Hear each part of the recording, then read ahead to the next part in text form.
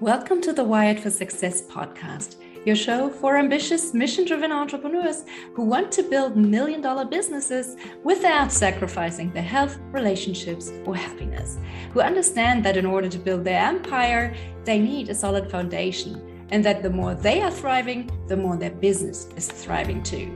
This show brings you the very best from science, self-development, and entrepreneurship to set you up for sustainable success. Hi, I'm Claudia Garbutt, the scientist turned mindset and high performance coach for entrepreneurs, and I help you get wired for success. Hey everyone, and welcome back to a brand new episode of the Wired for Success podcast, where we talk about all things science, self-development, and entrepreneurship that help you get to that next level of success in your life and business. And my guest today is Tim Ash, an acknowledged authority in evolutionary psychology and digital marketing. He's a sought-after international keynote speaker and the best-selling author of Unleash Your Primal Brain and Landing Page Optimization. Tim has been mentioned by Forbes as a top 10 online marketing expert and by Entrepreneur Magazine as an online marketing influencer to watch. For 19 years, he was the co-founder and CEO of SiteTuners, a digital optimization agency.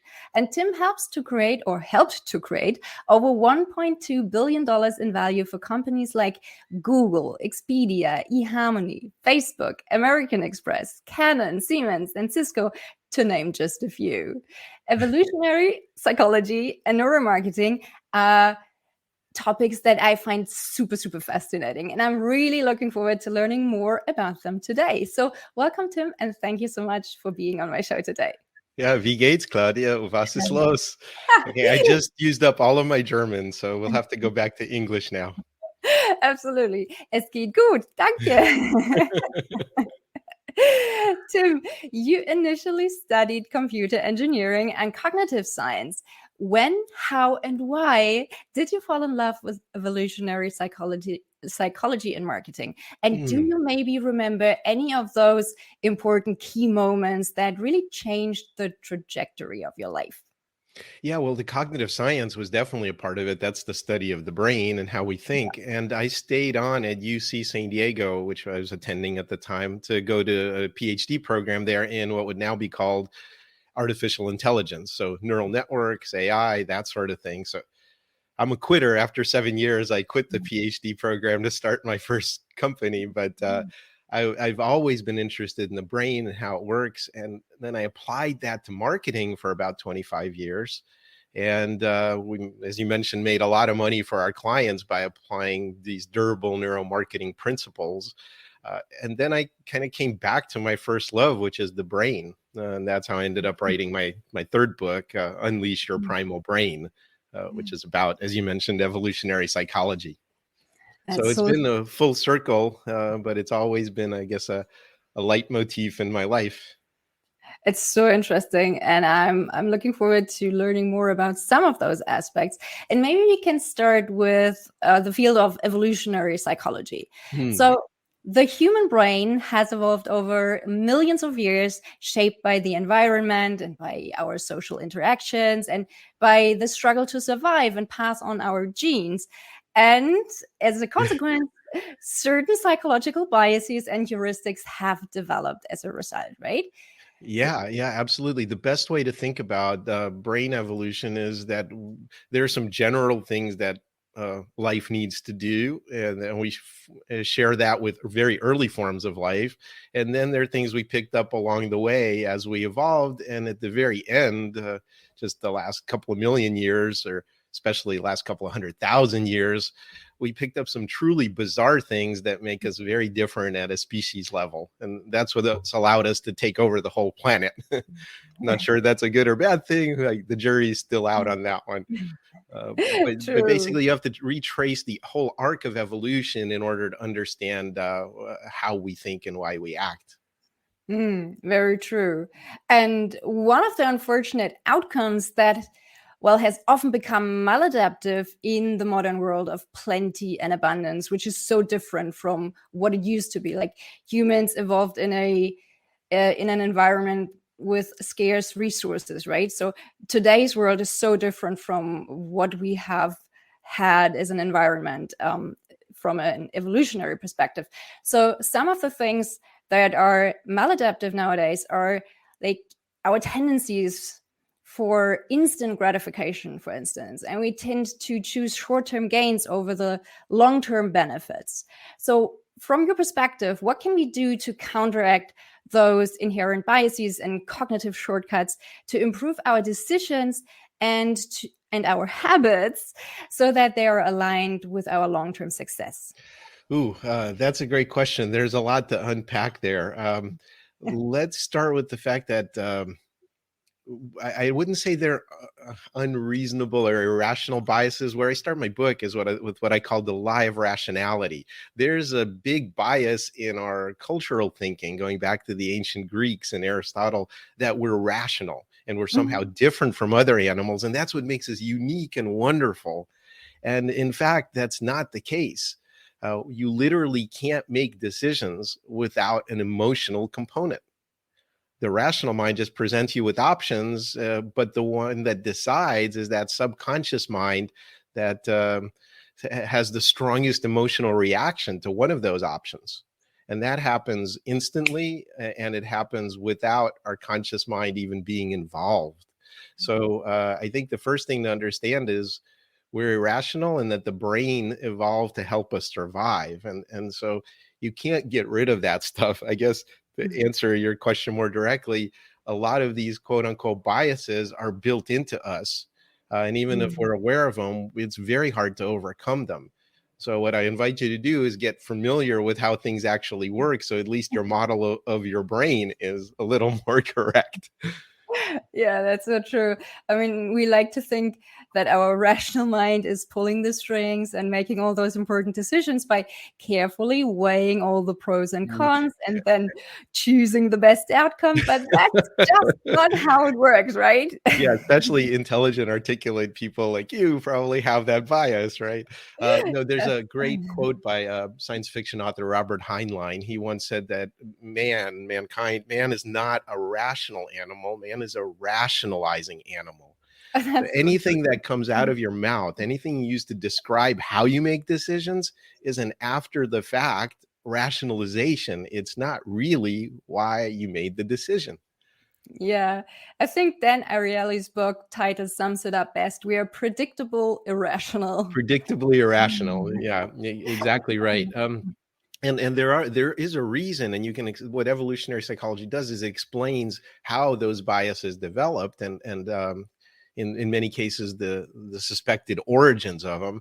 And I'll be the first to say evolutionary psychology is not an exact science by any means. We're trying to explain why things evolved, and many of those things happened literally hundreds of millions of years ago. So hard to go back and get any written records of that. Yeah, I can't ask anyone.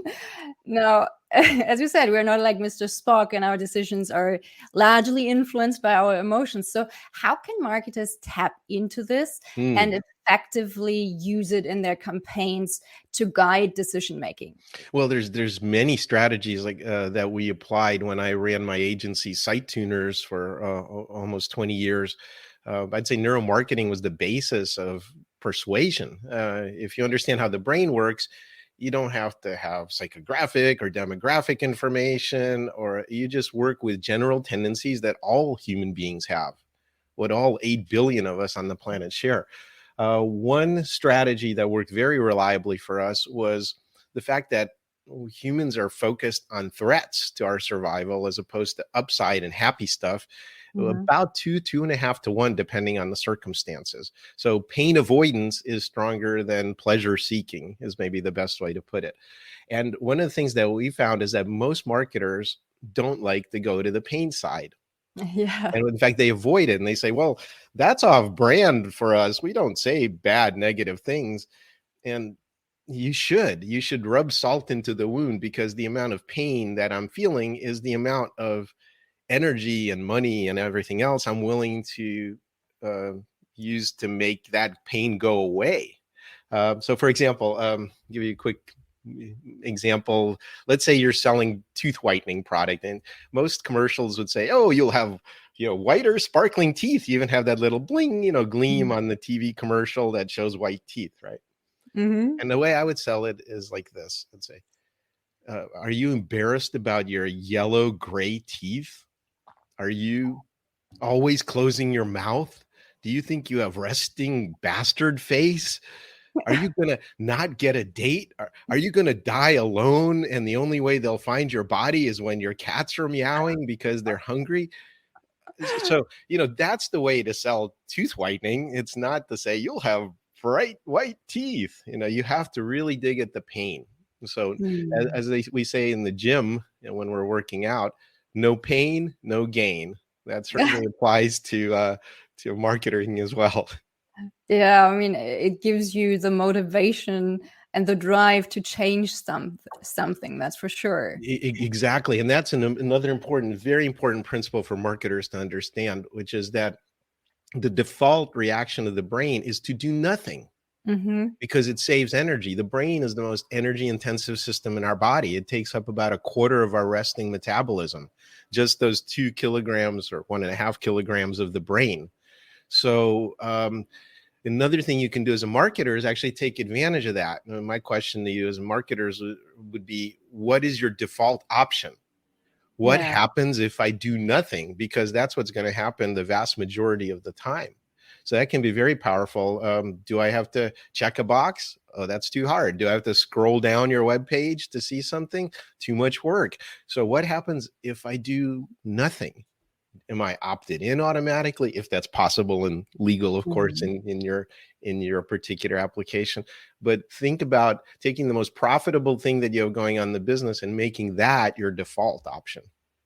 Yeah, that's a good tip for sure. I mean, we have seen the experiments. Was it Kahneman or someone else who looked at the organ donor ratios in different countries, and it came down to just what really made the difference was whether the country had decided to have a policy where people opt in by default or opt out by default. Yeah, exactly. If you make me opt in California, it's about a 15% organ donor rate as a result. And I think we can all agree organ donation is a common social good that we would all want to encourage.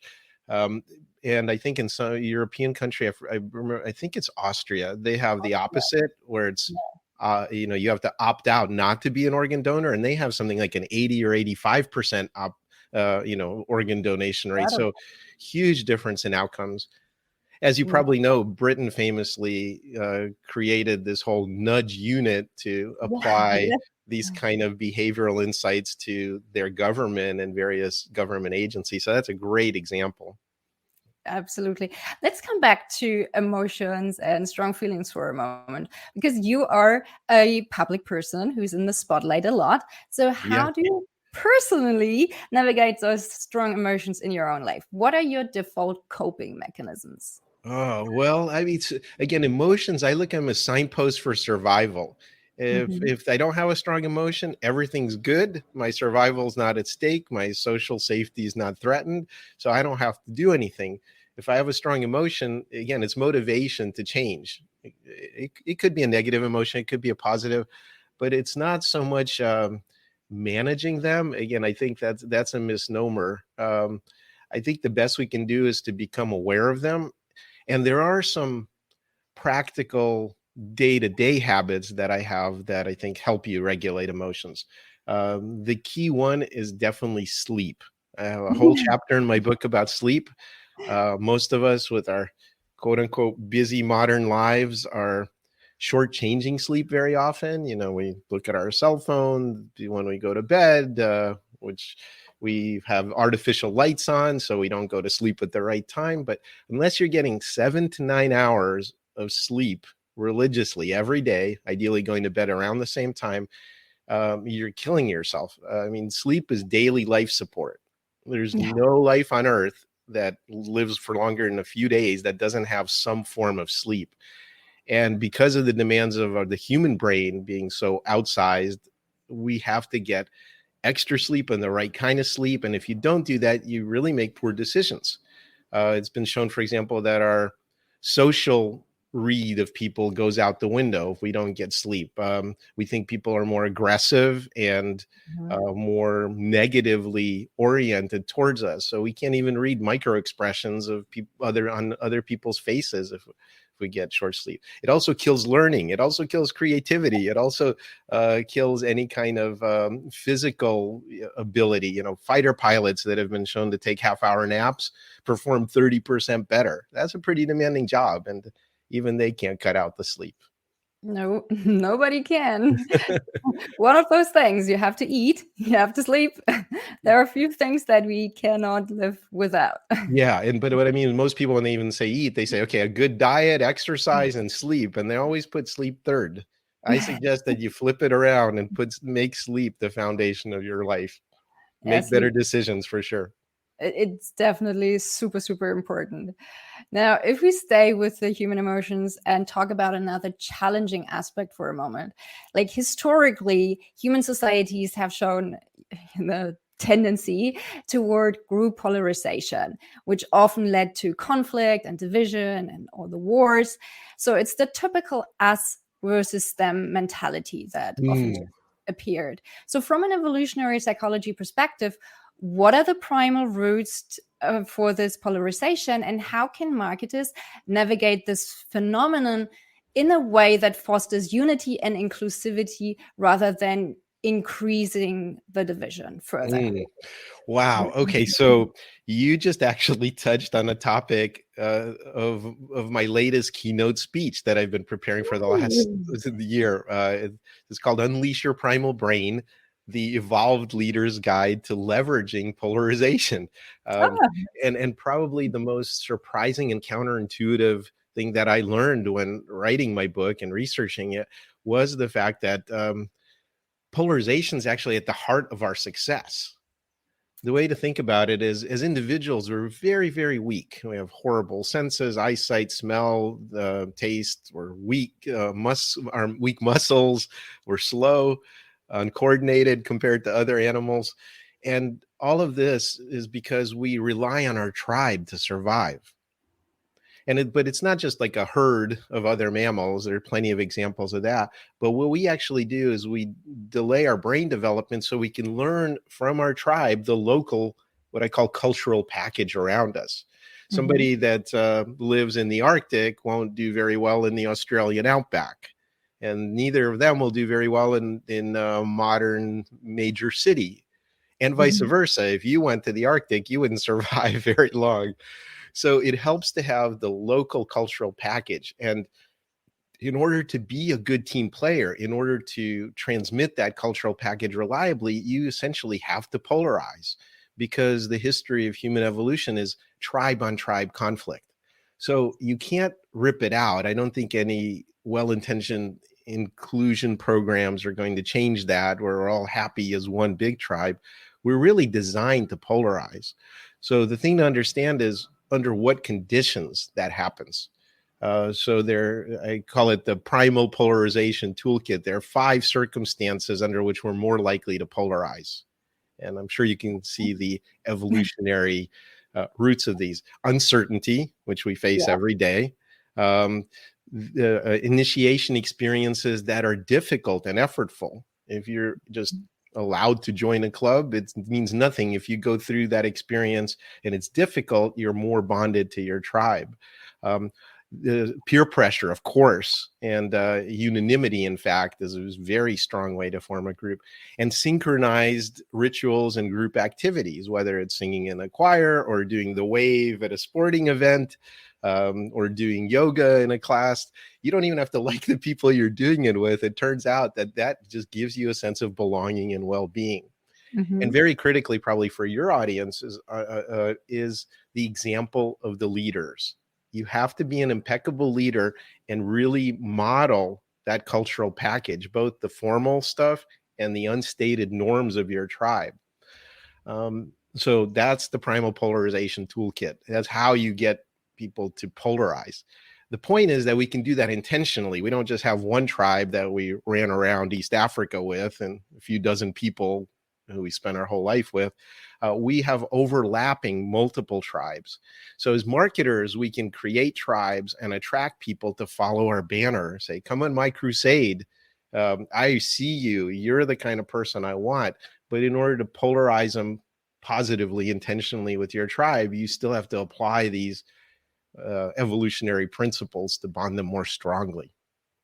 Right. It feels like a fine balance between throwing rocks and defining, the in group versus the out group, and Yeah, navigate. well, you don't have to throw rocks, but you say this is what we stand for, and these are values we stand against, and people will self-select. In the U.S., there's this famous "I'm a PC, I'm a Mac" line of commercials, and the PC was kind of nerdy, was wearing a suit, and then the Mac was kind of hip and in jeans and a t-shirt. And if you want to be cool, you're a Mac person. You don't want to be one of those stuffy corporate PC types. And so that's tribalism. And again, it's very effective. That's essentially the Apple brand. Like all the cool creative kids are Apple. So would you say it's centered around the values and priorities? If you can make it, well, if you put these front and center, then people will self-select and follow your tribe. And it's not so much about saying something bad about the other side. It's more about, this is my lane, this is what I stand for, these are my principles, my values. Yeah, and again, sometimes saying negative stuff's okay, not maybe necessarily about your competitors, but the effects of being in their tribe. If you keep staying on the path you're on, bad things will happen. You really need to join our tribe. This is our promise, and this is where we're going. But yeah, you're absolutely right. It's about I wouldn't, values is an overused word. I like to use the word cultural package, because this includes both the formal and informal stuff, your rituals, your language, all of that stuff is part of your brand. So one of the easiest things for us as marketers to change is our editorial voice. Have a clear one. That's free if you do it right, and apply it across all of your touch points. And so if I asked you right now, if you were a human, what 3 adjectives would you use to describe your brand? And mine might be direct, funny, hopefully funny, knowledgeable, okay, something like that, right? So every piece of copy that comes out of what I do, or every interview I do with people, better be on brand. And that's what brand means. It doesn't mean what colors your logo is. It means, are you being emotionally perceived consistently the same way by people outside of your company? Good point. By the way, for all the listeners out there who love learning more about the topic of neuromarketing, I highly recommend Tim's neuromarketing course on LinkedIn, which is a great introduction to the field and has a lot of practical advice and case stories. And I'm really curious. You're welcome. I took it recently and I really liked it. And yeah, it's an introduction to neuromarketing, so it's very accessible. It's not a deep dive, but you'll learn some of the principles that we're talking about here as well. Absolutely. And I was curious, and I haven't really looked into this yet, but I wanted to ask you, how are these LinkedIn courses created? Does LinkedIn ask you as an expert to develop a course? Do you apply to create a course on their platform, or can basically just anyone create and publish a LinkedIn course? It's similar to the book publishing industry. When I wrote my books, this is the first encounter I had with these folks, but there's something called an acquisitions editor. And this is a person that goes out and sources books and topics. They say, this is a hot topic, or we hear you have a good reputation and you're an expert in this field. And then they go and seek those people out and try to get them to create content on a specific topic. So LinkedIn has something very similar to that, where they go out and source specific topics or experts on those topics to create the courses. And then the process itself is, it's a hard one. It's you have to create word by word scripts, you have to rehearse them, you have to come up with the visuals you're going to need.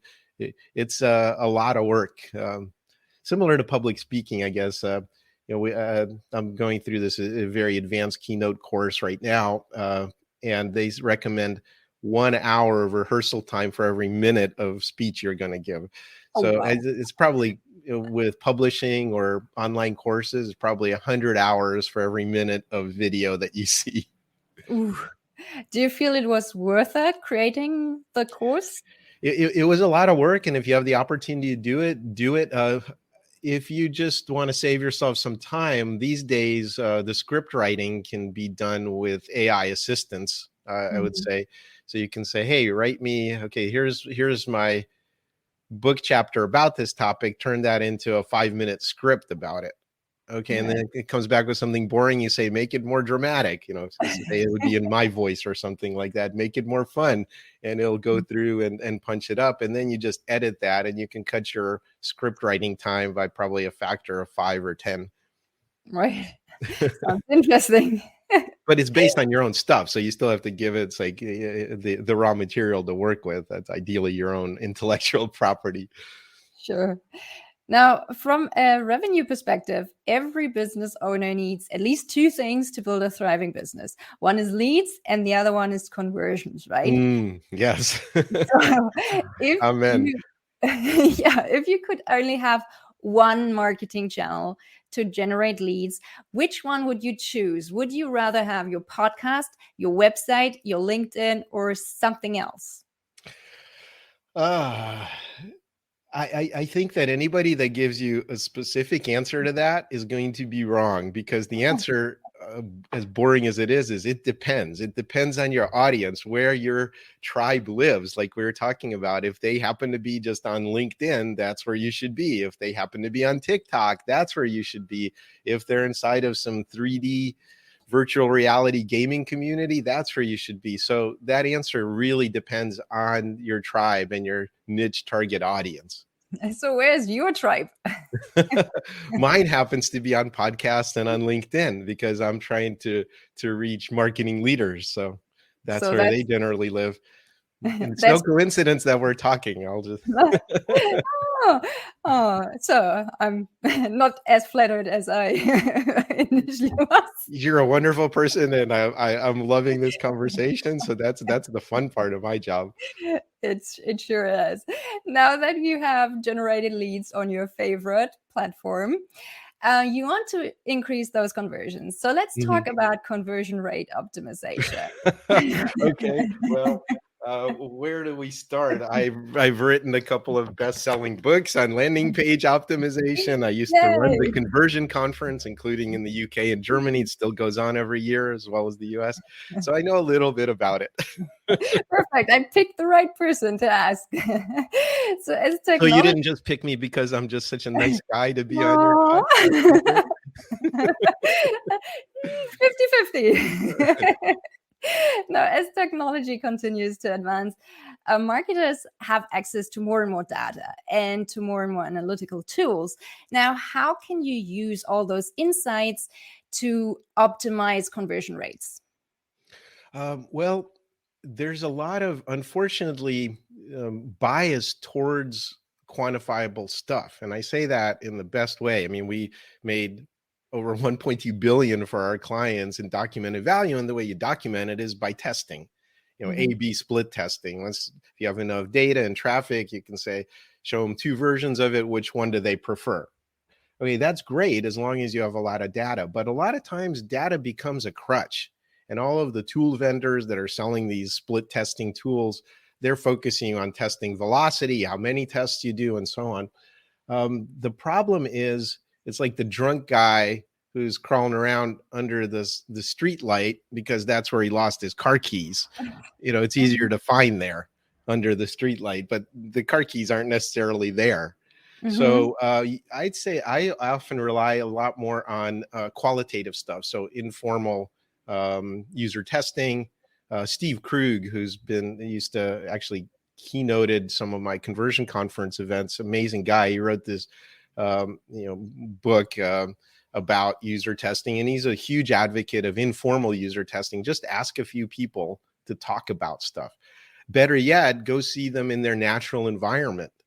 You'll pick up a lot just leaving your virtual cubicle and going in the field and seeing how people actually use your product or service, or the context that they would use it in. So I'm a huge fan of actually qualitative stuff to get insights. And then, yes, you have to show that they improve the situation, but that's just, as we say in the US, settling the bar bet.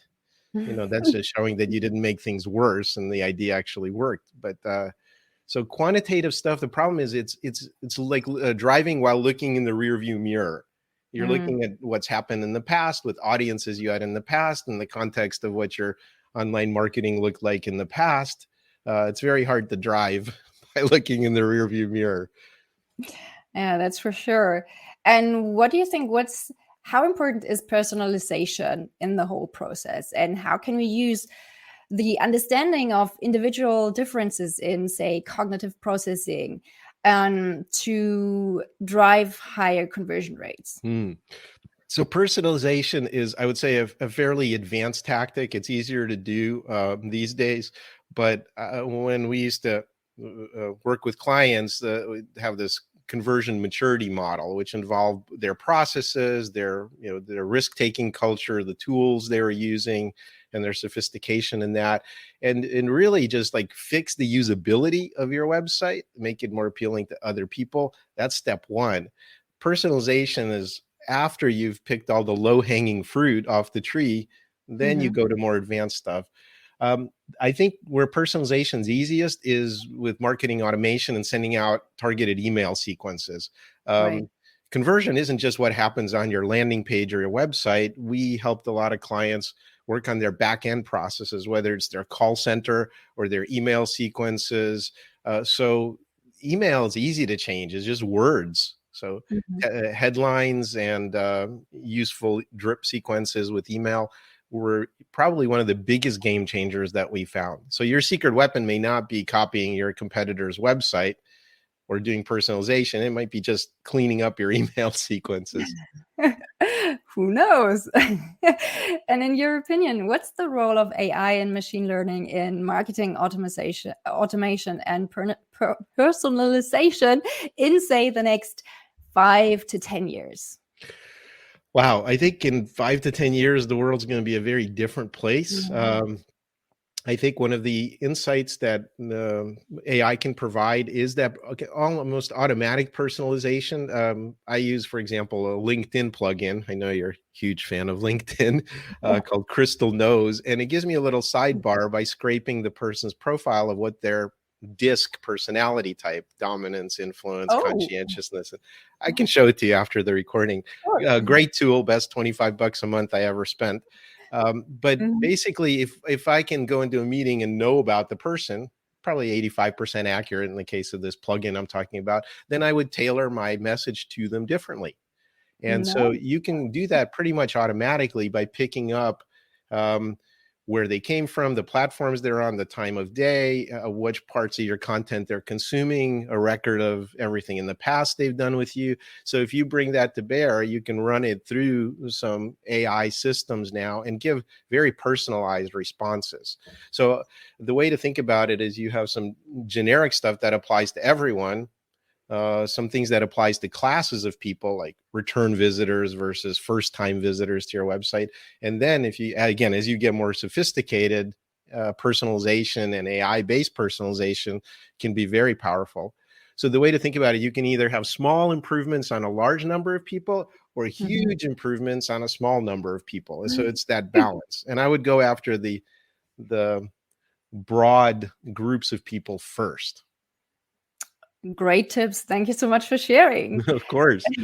Now, one thing we should mention probably is that the use of those persuasive techniques in marketing have both been praised for their effectiveness, but they have also been widely criticized for potentially manipulating consumers. So how do we address this issue with regard to increasing concerns about privacy and data security, and just finding a balance between using the consumer data for, say, personalized marketing, but also at the same time respecting individuals' privacy rights?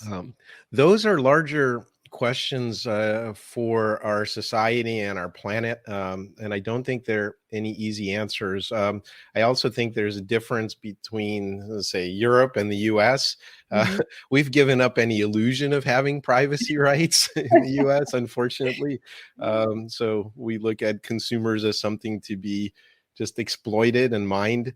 And giant companies are doing it. You guys are ahead of that, but you don't have the enforcement bandwidth to make that happen. So I think at a policy level, we don't really have any control of that. As an individual marketer, though, I think that ethics is really, really important. And when I ran my agency, there were definitely borderline things that some of our clients asked us to do, and we knew would improve performance, but we weren't willing to cross some lines. So I think you as a marketer, each of us as a marketer needs to think about where our ethical lines are in our work. It's different for every person, but it's important to have a clear compass and to know what your line is so that you don't cross it. Yes. What was the line? With great power comes great responsibility. Yeah, I'm afraid so. And I mean, let's be honest here. As marketers, we're not curing cancer. We're not saving the planet. We're just taking money from one company's bank account, putting it in another company's bank account, and the consumer loses that money. So, it's not necessarily a noble thing. So let's be very open-eyed about it and as ethical as you can be on a personal level. That would be my general advice.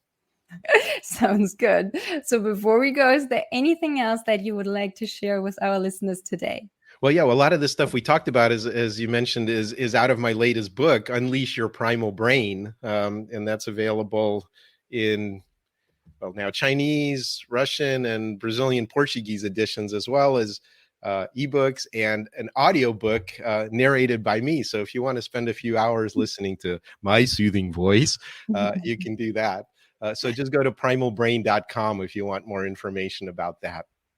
Perfect. Tim, thank you so much for sharing all your tips and your insights with us today. It's been a pleasure talking to you. Oh, likewise, Claudia. It's been so much fun. Thank you. Take care and talk soon. Bye. Bye-bye. Thank you so much for listening to the Wired for Success podcast.